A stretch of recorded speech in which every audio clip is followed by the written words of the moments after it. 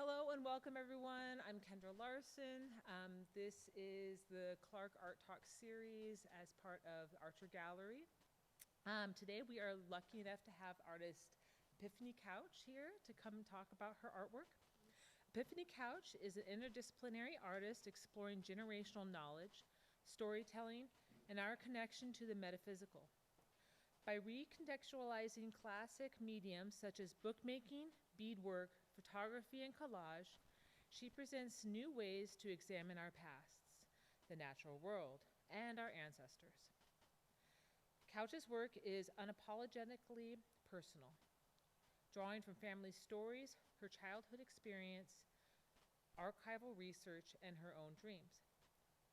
She utilizes a multidisciplinary approach to create images and sculptural works that hold space for reflection, transforming from mere things into precious objects, intimate and heirloom-like.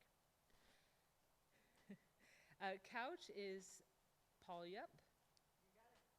I was telling her earlier my pronunciation of English words is bad, let alone other languages. But Couch is polyp, Yakima, and Scandinavian mixed European, and grew up in Tacoma, Washington, in the shadow of Mount Rainier.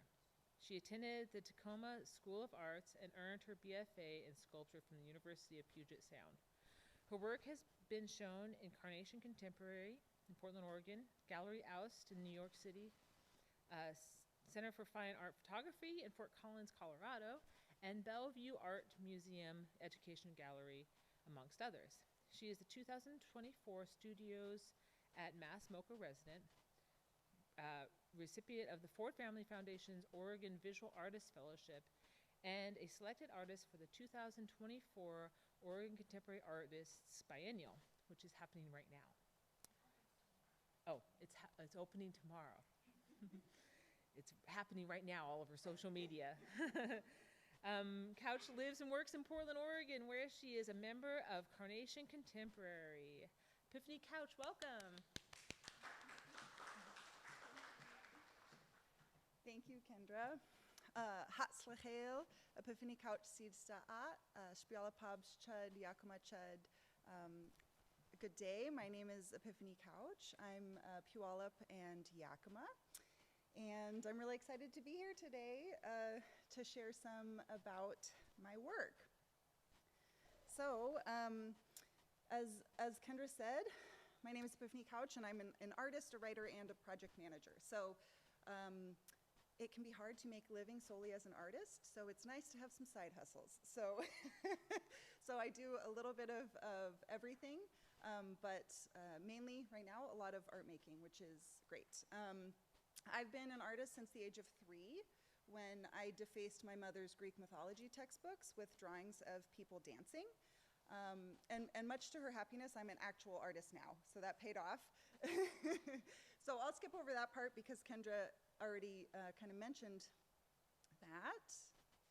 Okay, so themes. Themes I like to explore in my work. Place, the place that I'm from, the places that stick in our memories, the importance of place and feeling connected to place. Family, my ancestors and future generations. Heritage, the traditions and storytelling that's important to me, my family, and my cultures. Storytelling, sharing stories that connect us all. I really, really love storytelling, and this will be part artist talk, part storytelling session. Community, thinking in a community-minded way instead of an individualistic way. You'll see this a lot in my work. The metaphysical, to me, this is exploring the things in this existence that kind of transcend physical. So, right, dreams, visions, things like that.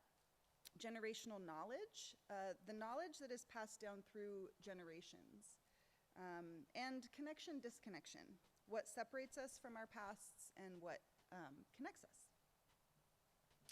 So speaking of place, here is where I grew up. This is Salashali, Tacoma, Washington. My family is Spialapabs, which is Puyallup, Yakima, and Scandinavian, and we spent a lot of time outside eating. I come from fish people on both sides, right? So I take food very seriously. We take being outdoors very seriously. This is my family here. I'm the one wearing the sick outfit, the red socks. And this is my cousins, my aunt, my uncle, my grandma. We're all hanging out having a barbecue, and that was pretty common in my upbringing. And again, this is Puyallup land. So this is my tribal land, the shoreline of Puget Sound and Tahoma, which is how we say Mount Rainier in our language. So the language that I'm speaking is Twelshutseed. It is our ancestral language, and I'm in the process of learning it. It's offered through my tribe, and it's challenging, but one day at a time. So I feel a really deep connection to this land, and this connection shows up frequently in my work. We like to say that we come from the land, our language comes from the land. Many of the stories I was raised with are about land, rocks, animals, and kind of the interconnectedness of all of these things. And speaking of family, right? These are some of my ancestors. These are ancestors on my father's side. So despite having never met some of these people, I feel a really, really deep connection to them, mainly through the stories that my family tells about these people. That's how I know them.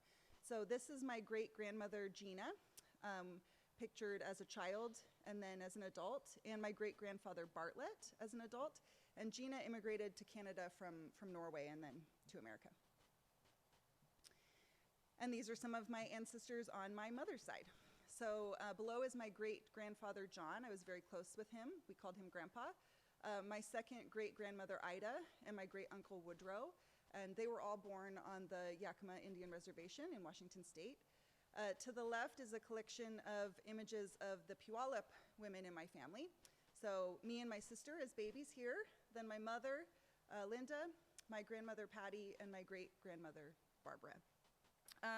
And to me, this is really important, sharing my ancestors with you, because it is through storytelling that I know these people, and my work really investigates these people, my relationship with these people. So let's see, storytelling. I wanted to dig a little bit deeper into these themes to kind of give you a better understanding of how I understand these themes in my work. So to me, storytelling is really about sharing experience. It's about sharing knowledge. It's about connecting with others, right? So I have a story about my mom, you have a story about your mom, maybe we can connect on that. And storytelling, especially in my culture, is a tool for gathering and relaying knowledge. So if we have a lesson that we want to teach young children, we tell it through story. I'm inspired by both real and imagined stories, and I hope you pick that up in my work. I'm not going to give it all away. The metaphysical. To me, this is, what is outside of our physical experience. Signs, dreams, inquiry, curiosity, world building, internal truths, right? The metaphysical to me is this compass that guides me. It asks, where will this go? Where can this go? And generational knowledge. In my mind, this is kind of where storytelling and the metaphysical converge. Generational knowledge gives me understanding of land and place, history, and story of my family.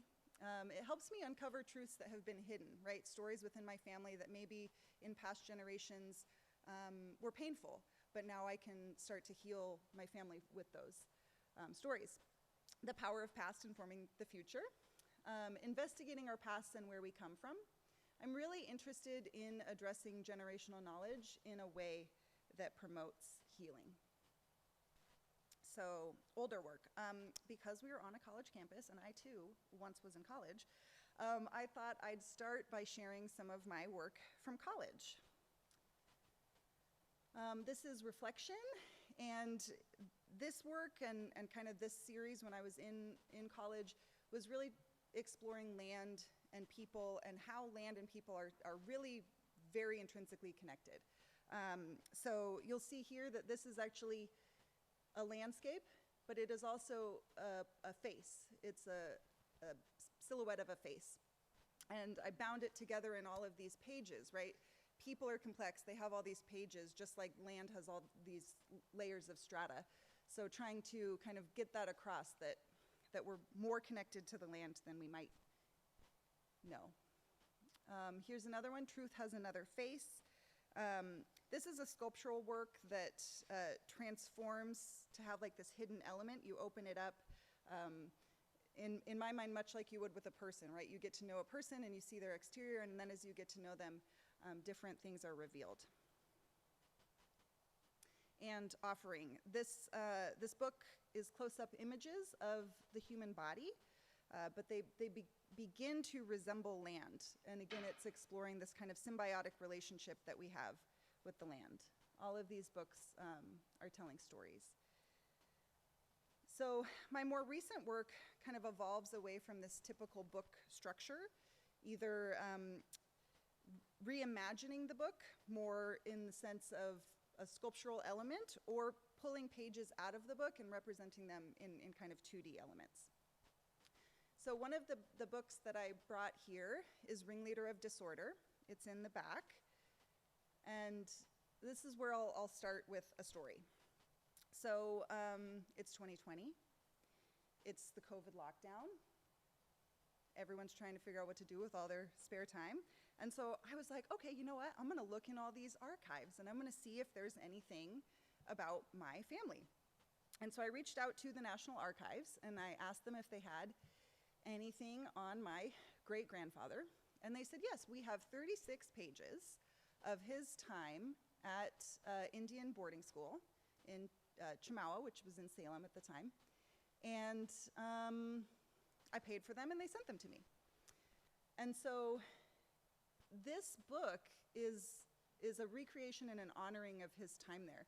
It was a difficult time for him. He was away from his family. He was at boarding school for about 6 years with very little visiting with his family. So really separate from his community, from his upbringing, and that was very hard for him. And as you can imagine, he had some maybe behavioral issues because of this. And he got a nickname in the school, and this is documented in the papers, Ringleader of Disorder.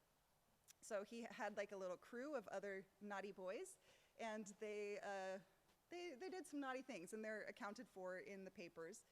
And I really loved this side of him. He was a very outspoken person when he was living, but this book really kind of represented that in a way that I found very endearing, but also really spoke to his life and the struggles that he endured in his life.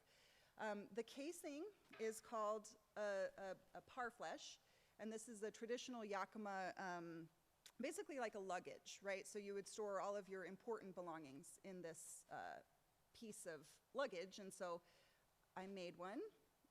This is where it's installed kind of on a wall so that people could see all of the different papers.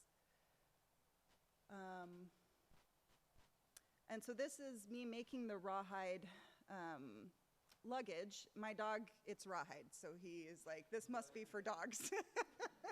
So he was very attentive during this process.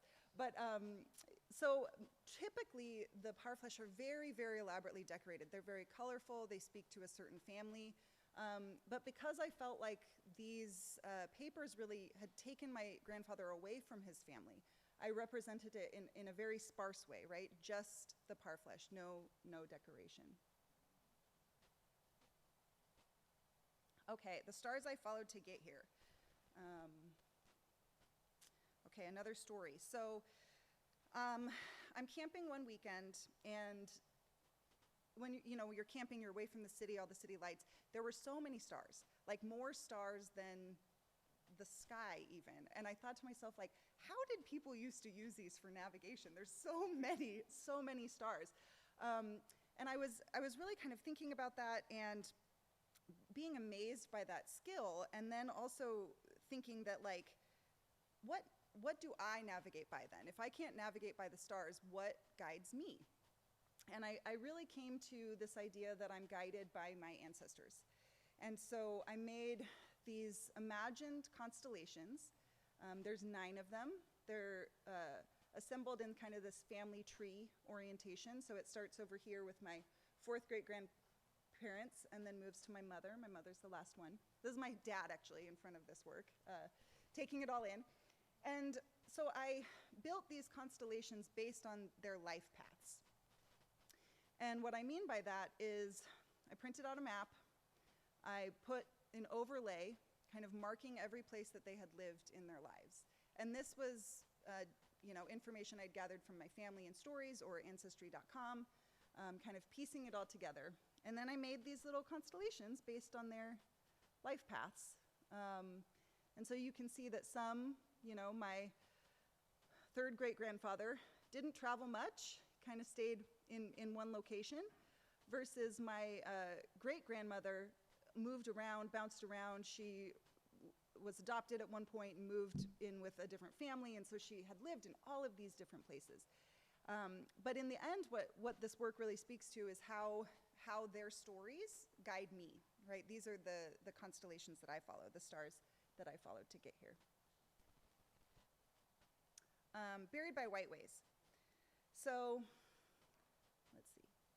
This work is really inspired by the idea of heirlooms, kind of, these special objects that get passed down through families.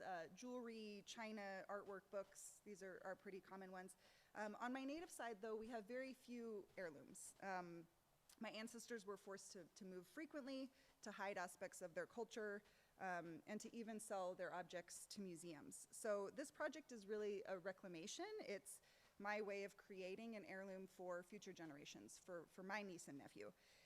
And so this book is based on a traditional eagle staff, an object used to represent family, tribe, and identity. And there it is installed. And within each page, there is like a archival print of the census records that America kept on my family. And there's 4 generations of those. So it's the heirloom that we have. It's the link to our past that we do have. So legacy, these are 2 works, legacy and ancestral memory. They kind of go together. So I'll just give you a little sneak peek, and then we'll go back to this one. My practice often starts with the written word, with poetry or prose or story. This particular piece and the following one use a poem I wrote back in 2020. And this is pretty typical for me. I'll do some writing, and I won't use it for many years. And then it'll come to me, and I'll say, oh, this is perfect for this work. So this poem is a story I wrote for my mother, a poem that I wrote for my mother. And it says, all the stories you tell, to remind me that I am the wind. I am the wind, carving the shape of the earth. I am the water, carving the shape of the earth. And so I started to kind of imagine my mother, my grandmother, my ancestors carving out spaces for themselves in this world. And then this being a teaching that was passed down to me and my sister and to her children. So there's a lot of complexities built into being native in this country and the paths that a lot of my ancestors took. So I tried to represent that in this work. This is my grandmother, an image of my grandmother overlaid on an image of my uncle. These images, I have a background in photography, and so I use photos quite frequently as kind of the base of some of my collage and assemblage. And so these are photos of the Columbia River, which is an ancestral waterway on my Yakima side. And this is ancestral memory, kind of the pair to this one. And this is my grandma with a fish, and then a beaded salmon there. Offerings. Okay, one more story. I'm in New York. It's Mother's Day. I call my mother to wish her a happy Mother's Day, and we get to talking. And she says, well, Nanny showed up in my dream last night to chastise me. And we both laugh about this because my grandmother was a good lecturer and frequently shows up in my dreams and in my mom's dreams to guide us, oftentimes kind of in a forceful, snide way. But she tells us what we're doing right, what we're doing wrong, and in what direction we need to move. So this series is really about kind of the power of ancestral knowledge and the complicated nature of memory. The way that I remember my grandmother is maybe different than the way my sister remembers my grandmother. But these artworks are a tribute to this kind of unbreakable connection we have with those who have come before us. So these are some of my ancestors. This is my fourth great-grandmother, Jeanette, was her English name. Ida, my second great-grandmother. This is Patty. This is my grandmother who comes and chastises us. And then her father, my great-grandpa John. And then this, my husband told me I needed to include this. This is me with the camera that I typically shoot on. It's a big, old, heavy film camera, but I love it. Okay, so this is like more current work that I've done in the last couple of months. And this is Chokecherry Sister and Huckleberry Sister. And I'll actually just read a little something, a story, as they say. This is an origin story. This is from the Yakima origin stories. The huckleberries in the mountain have great power. They hold to the people's bodies. They are the same as good words from the other world. This has been from a long time ago. They know everything. They do nothing wrong. They do right all of the time, night and day. The huckleberries and chokecherries are sisters. Chokecherry is the oldest sister. She is given great power here in this lower country. The younger sister has power in the mountains. Chokecherries watch the same as a good dog. They watch people. If anybody gets sick, give them chokecherries and they will have a good life. That is if they are honest people. These sisters keep track of each day and each night. They keep track of all that is done, even to the sun. In the next world, we will know and see it all. We will then understand everything. So this work is really kind of a tribute or an honoring to my relationship with my own sister, as well as our ancestral lands. So my sister's actually right here. And she's the oldest sister, so she watches like a good dog, as they say. And I'm the younger sister. So this is Chokecherry Sister, and really this work, it highlights our connection to growing up with nature. My dad was a mountaineer. My mother loved geology, and so we spent a lot of time outdoors. We did a lot of hiking. So these are images of me and my sister hiking. And then I'm representing each of us as pieces of land instead of this very typical silhouette that you see in the West, which is just kind of the black paper. So I'm trying to really kind of give in to this idea, again, that shows up a lot in my work of like the people on the land are the same.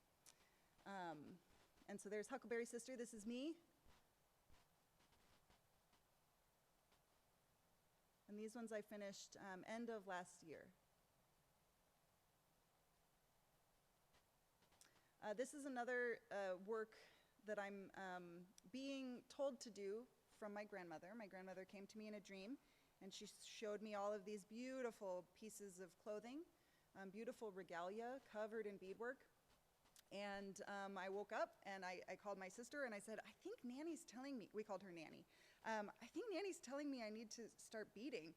And in the Yakima tradition, you need permission to bead. You need permission from a matriarch to take on that work. And so I sat with that for a little while, and I said, yep, that's what it is. So now I'm taking on the biggest beading project I've ever done, and it's really hard, and I kind of hate it. But my grandma told me to do it, so we got to do it. But this is Tahoma. This is our mountain, grandmother of waters. And so I'm representing it in beads. It's going to go on the back of a jacket, just like she told me in the dream. And this is a sneak peek. This was just installed, doesn't open till tomorrow. You have 24 hours of knowing more than others. This is my newest work. This is in the Oregon Contemporary Artist Biennial. It opens tomorrow at Oregon Contemporary in Kenton, in Portland. And let's see, what to say about this one. I don't know if this happens for you all as artists, but oftentimes when I make a thing, it takes me some time, and I have to sit with it before I fully understand it, before I can really articulate what what it's about, how it holds space. And so this work is new. Not really sure how to describe it yet, but I'll give it a shot. You can be my guinea pigs.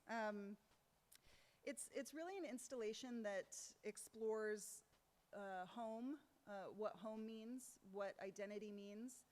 This set of them, there's two pieces, two sets. This is the 7th generation. So the other one, here, I'll go back. The one on the left there is the ancestors. And that piece is really about kind of disconnection, right? What things did my ancestors endure that disconnected them from their culture and their family? And then this work is the 7th generation. What connects us? What have we done to repair some of that disconnection? And the title, Burdened with More Beautiful Things, comes from a book of poetry by Ponca poet, Ponca is his tribe, Cliff Taylor. And he really brilliantly writes about kind of the importance of knowing your past to inform your future. And he and I are actually doing a joint artist talk and poetry reading on May 4th, the evening of May 4th, at Oregon Contemporary. So that's my newest work. This house, I guess I should mention the importance of this house, this is my ancestors' home on the Puyallup Reservation. So I have a couple of photos of it, and it seemed to be quite the hub of activity. At least in the photos, there's actually, I should have brought this one. There's a photo of everyone gathering in front of the house. The inscription on it says powwow, and there's a bear on a leash. I mean, it was a party. I have no idea what was really going on, but I have never in my life seen a bear on a leash. But it's there in my family's home. Yeah, so I think I'll leave it at that. Thank you. That leaves us some time for questions. Oh, plenty of time for questions.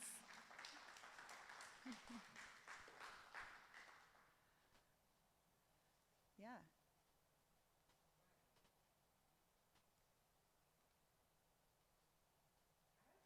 Yeah, Kendra. Yeah. Mm-hmm. Yeah. I think that really in my mind, I do this quite frequently in work where I love it to be kind of obscured or a little bit unclear. So I use vellum a lot to print on so you can kind of have this sheerness. And to me, this is like a reflection, right? It's like which part is the real house? I don't know, right? Is it the top or the bottom? And I think I do that because my work is very frequently about memory. And memory is difficult, right? What we remember can not be true. What we remember can be tainted or clouded. And so I've never been to this house. It no longer exists. My understanding of it is different than the way that the house was. So I didn't want to represent the house just as it was. I wanted to represent it kind of as I see it, which is a little bit more complicated, a little bit more convoluted. Yeah. Yeah. Mm-hmm. Oh, yeah.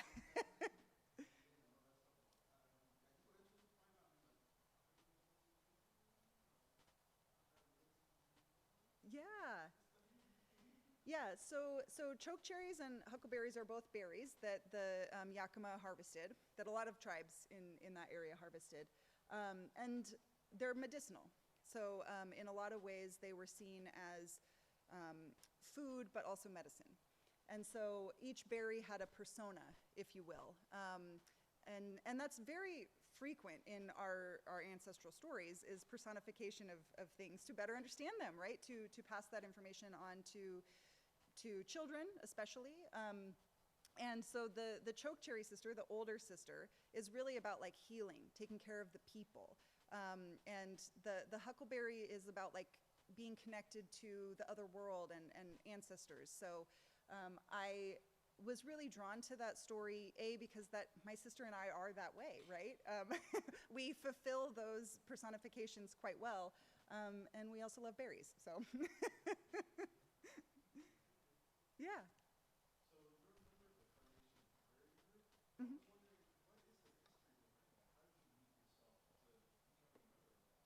Oh, that's a great question.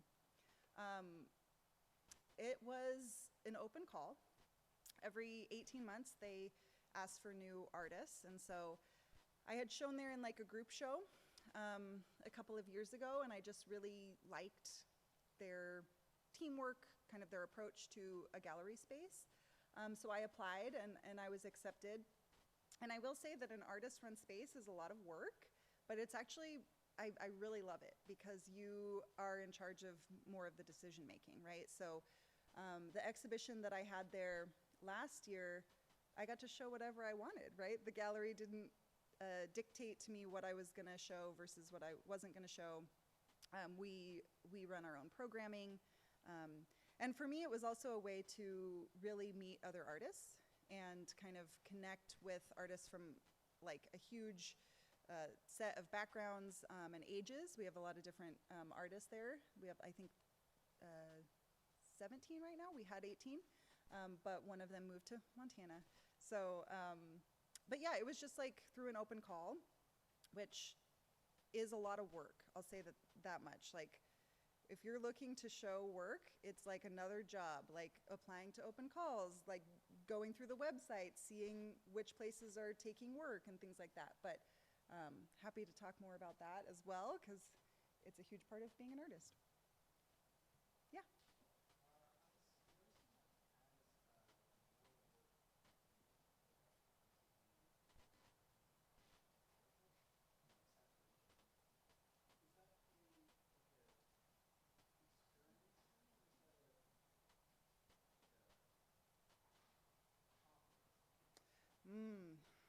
I would love to know your thoughts.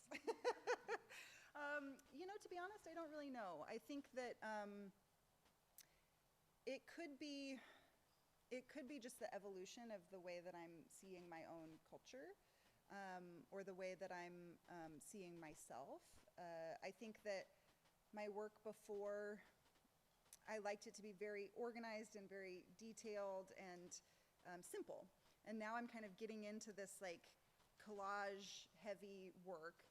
One of my favorite artists was Joseph Cornell, a assemblage artist. I don't know if you're familiar with him, but his work is both subdued and just like a random arrangement of objects, and I just love it. So I think maybe I'm exploring both sides of kind of what that looks like. But I'm interested in the fact that you saw that. That's really cool. Please do. This is my sister Rachel, and she is like one of my best confidants and art critics, if you will. So.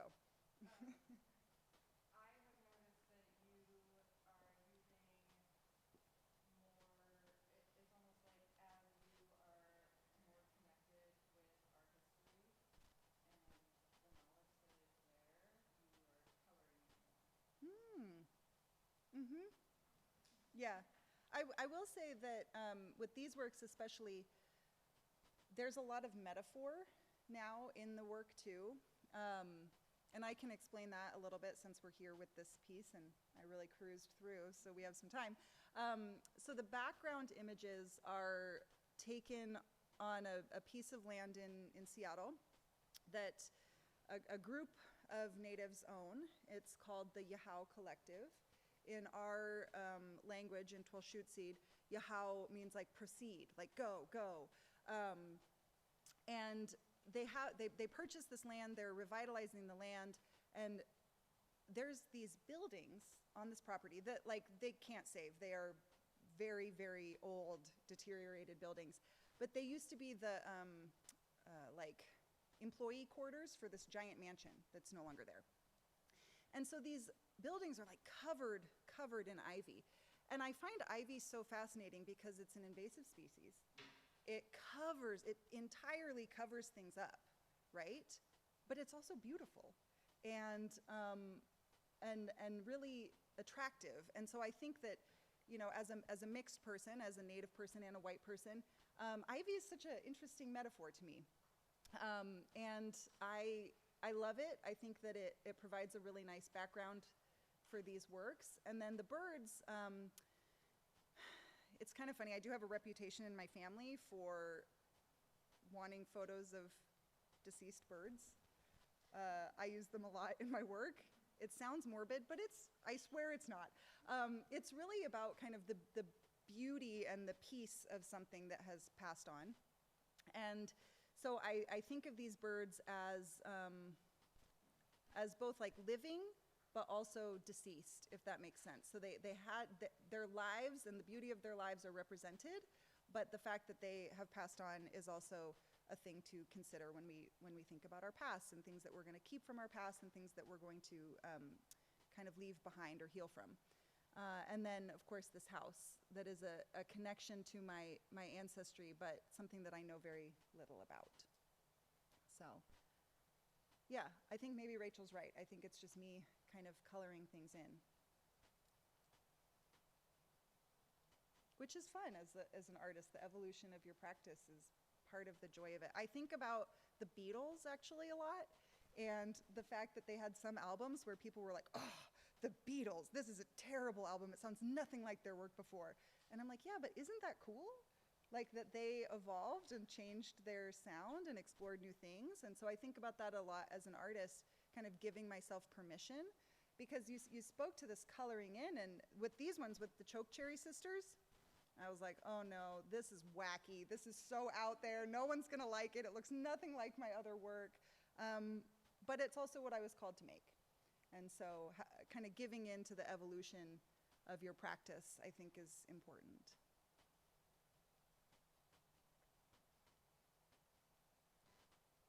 Yeah.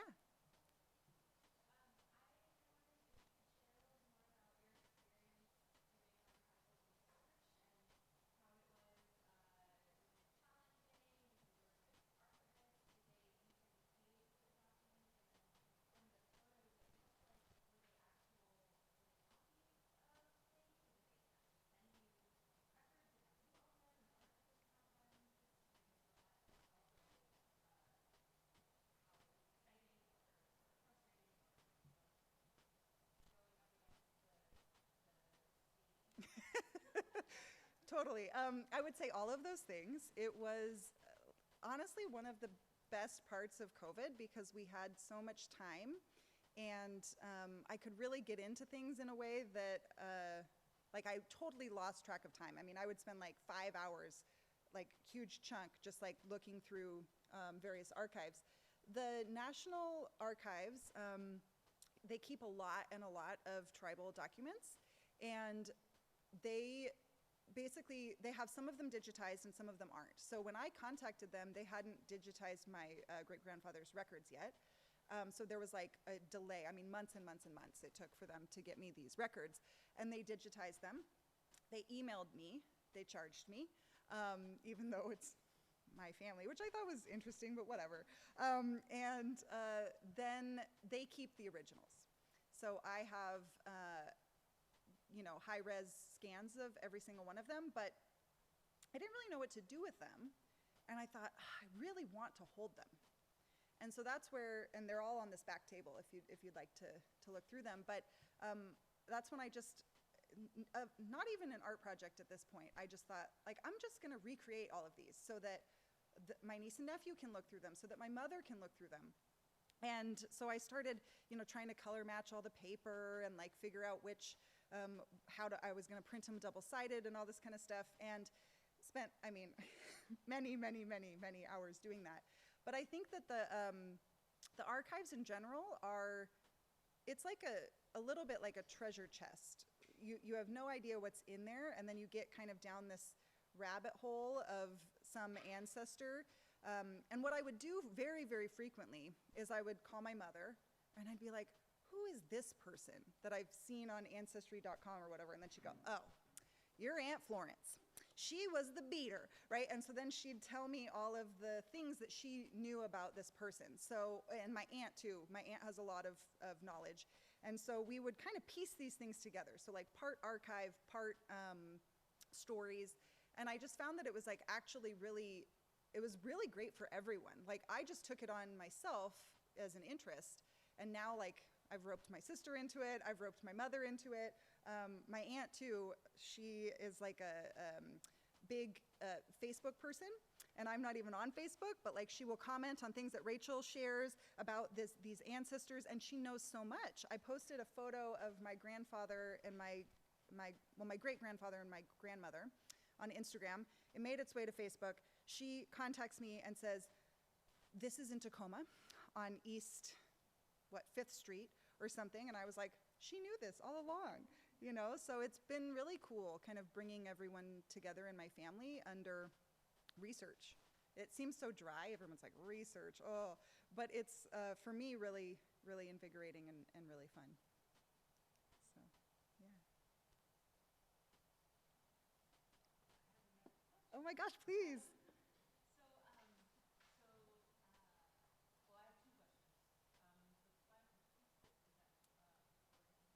Yeah.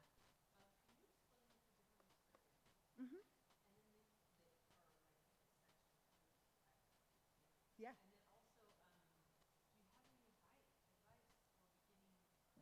Mm-hmm. Okay, well, we'll start with this since it's here. So these are photo prints. The background is a photo print. The bird and the building are photo prints. Around the bird and the house are beads. I love to do edged beadwork. Visually, I think it's really striking, but it's also kind of this like meditative honoring. It's a way for me to have an object and really spend a lot of time with it, stitch around it, kind of elevate it and make it really special. The beading felt is just like what what I bead into, and so that's just kind of behind the house. And then oak gall ink. Oak gall ink is so cool. It is made from an oak gall, which I don't know if you know what an oak gall is, but it's this response that the oak tree has to a bee that like burrows into the tree. And so then the tree reacts and it's like, no, you're really not welcome here, but let me build you a little house. And so it's an oak product made by the oak tree to house the bee larva. And so then they fall after the larva grows up, and you smash them up and you turn them into ink. And so the text kind of coming off of the house and then around the bird, it's a little hard to see here, is written in oak gall ink. And then they're just mounted on panels, on wood panels. Oh, let's see. So this says, howling and alive with the tenderness that saved worlds. And that's a line of poetry from Cliff Taylor, the poet. And the other one says Indian enough, kind of repeated around the bird. And then in terms of advice, I mean, this is like, I have so much advice and so many thoughts, and I would love to talk with you all more in any capacity. But I graduated in 2010 with a sculpture degree, and then I was like, how do you be an artist? And so I waited many years to actually pursue a career in art, but I was always creating. And so I think that that's the biggest advice I have, is that even when you don't feel like an artist, you are. And even when, your career might not say you're an artist, you are.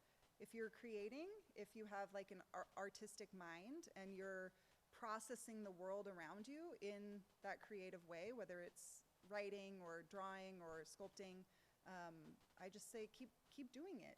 And you're the one who defines what type of artist you are. That's my like woo-woo advice. My practical advice is just apply to things. Like if you are wanting to pursue a career where you're showing work in museums and galleries, apply. Just apply to all sorts of open calls, to gallery spaces, because you never know, even if you don't get it, you never know who saw your work and who was drawn to your work and who will see another opportunity later and say, oh, I saw this person in an open call and I would love to have their work in this show. So every rejection, which we get many of as artists, might not actually be that in the end. So keep that in mind too. Mm-hmm.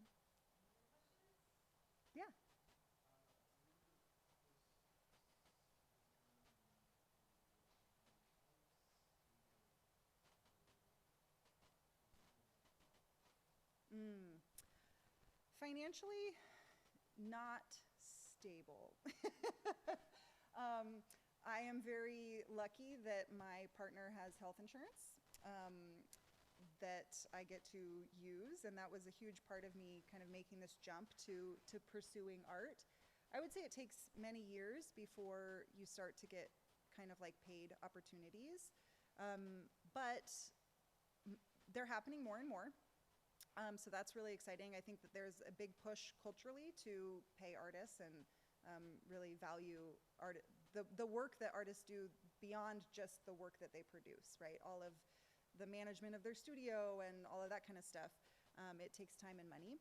But that's why I've kind of always had this other side thing that I could rely on, because it was important to me to be able to make work that I wanted to make, not work that maybe had commercial value. My work is very personal, and that is interesting to a lot of people, but buyers, maybe not so much. They're like, I'm not sure I want this picture of your grandma in my house. Some people do, and then I have to ask, does my grandma want to live in this person's house? But that's a different story. But I think in the end, it's just been nice to have another career, you know, whatever that is. I mean, I think that artists are hustlers, and I've been a barista, I've been a bike mechanic, I've been a project manager, I've been a writer. I've had all sorts of careers so that I can do this. You are a barista? Yeah, see, starting right now. Yeah. That's good, yeah. What's your favorite drink to make? Mm-hmm. Is that your favorite to drink too? Cool.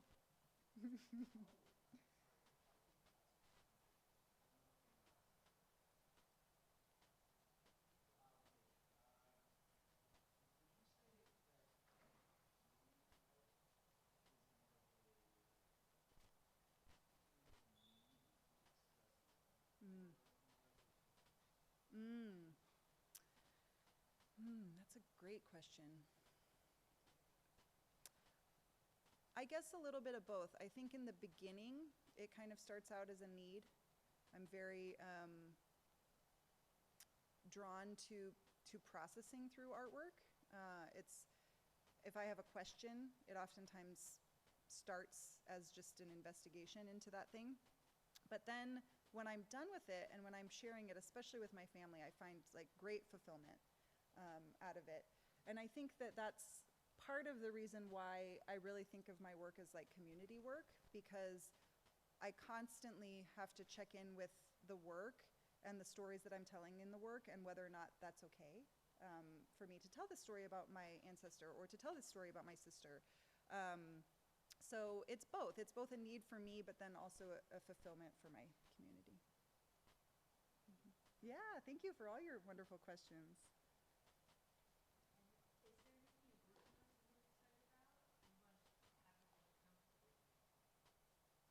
Well, so the big opening is on May 4th. That's like the first Saturday big reception party. It does open to the public tomorrow from noon to 5 are their weekend hours. And you should definitely go check it out. I will say that in terms of kind of career moves, this year I took on a commission. And so it's for Oregon State University in one of their new buildings. And again, that was a thing that I applied for. That was like a huge proposal, like put together this presentation. I went down there, I presented it, and there were 3 finalists, and then my work was chosen. And that actually pays pretty well. But then you look at the number of what it pays, and then you look at how much you get. And it's a huge career move for me, and I'm very, very excited about it. But the money, right? I don't know when that part comes, but we'll see. But that's more photo-based work. A lot of the work that I've been doing recently, the more colorful work, is photo-based work. So that will also be big, colorful photo prints. So, yeah. Oh, we got one more question.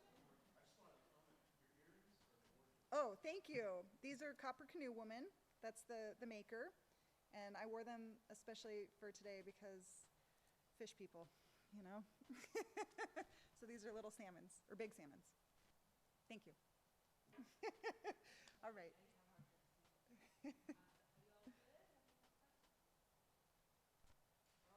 I think that's it. Thank you.